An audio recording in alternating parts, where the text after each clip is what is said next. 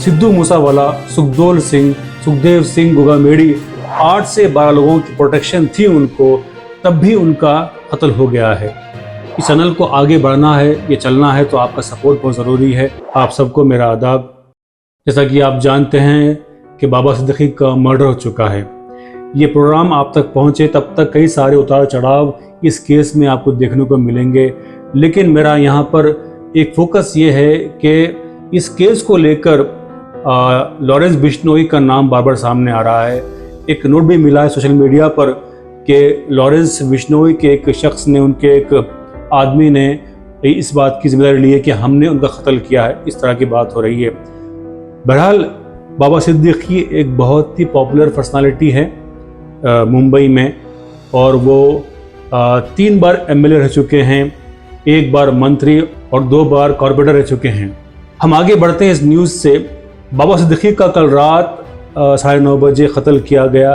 ये बात बड़ी नोट करने वाली है कि प्रोटेक्शन देने के बाद में भी, जैसा कि न्यूज़ पे दिखाया जा रहा है कि तकरीबन 8 से 12 लोगों की प्रोटेक्शन थी उनको, तब भी उनका कत्ल हो गया है।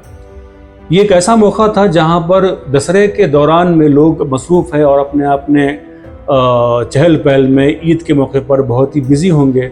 उस वक्त को इन लोगों ने चुना है जिन्होंने इनका मर्डर किया है। बहरहाल ये एक बहुत दर्दनाक वाक़या है। बाबा सिद्दीकी मशहूर इसलिए है क्योंकि वो बॉलीवुड में कई लोगों से तालमेल बिठाए रखते हैं। ख़ासकर रमज़ान के मौके पर जब इफ्तार का मौका आता है तो कई सारे सेलिब्रिटीज़, वो भले ही आपको इस फिल्म से हो या फिर पॉलिटिक्स से हो या फिर खेल के मैदान से हो, उनकी पार्टी में दिखाई पड़ते हैं। और एक बात ख़ासकर ये भी है कि उनकी पार्टी में जिस तरह के लिबास पहनकर हीरोइंस आती हैं, वो भी निशाना बनाया गया है। हालांकि उस बात को लेकर मैं भी ख़िलाफ़ हूँ कि पहनावा मौजिब होना चाहिए, लेकिन उसका क्या क्या एंगल है मैं इस बार एक वीडियो में बात कर चुका हूँ। मैं इससे पहले फ़िलहाल नहीं करूँगा। Lawrence Bishnoi gang is behind the. तो यहाँ पर एक बात सवाल पैदा होता है, लॉरेंस बिश्नोई कौन है? देखिए, मीडिया में जैसा हमने देखा है कि लॉरेंस बिश्नोई का रिकॉर्ड बहुत ही क्रिमिनल रहा है। आपको मालूम होना चाहिए, सिद्धू मूसावाला, सुखदेव सिंह गुगामेडी जैसे लोगों की हत्या कत्ल करने के मामले में बिश्नोई का नाम लिया जाता है। बहरहाल बिश्नोई ने जोधपुर के केस में सलमान खान के, जब उन्होंने ब्लैक बक का हंटिंग किया था, यानी कि काला हिरण का हंटिंग किया था, उस तरह में भी बिश्नोई ने धमकी दी थी कि अगर मुझे छोड़ा जाए या मुझे मौका मिला जाए तो मैं सलमान खान का कत्ल कर दूंगा। ये बिश्नोई की अपनी एक स्टेटमेंट है न्यूज़ के ज़रिए से। बहरहाल लॉरेंस बिश्नोई का नाम इस मामले में आ रहा है।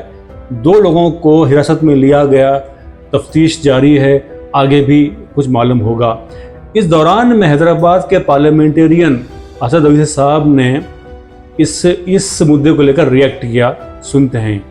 और बिलखुसूस मुंबई में जो भारत का फाइनेंशियल कैपिटल है, वहाँ पर एक जंगल राज चल रहा है, और बड़े अफसोस के साथ ये बात कहना पड़ता है कि मुंबई की पुलिस जो अपने प्रोफेशनलिज्म के लिए पूरे भारत में मशहूर है, वहाँ पर इस तरह की हत्याएं हो रही हैं।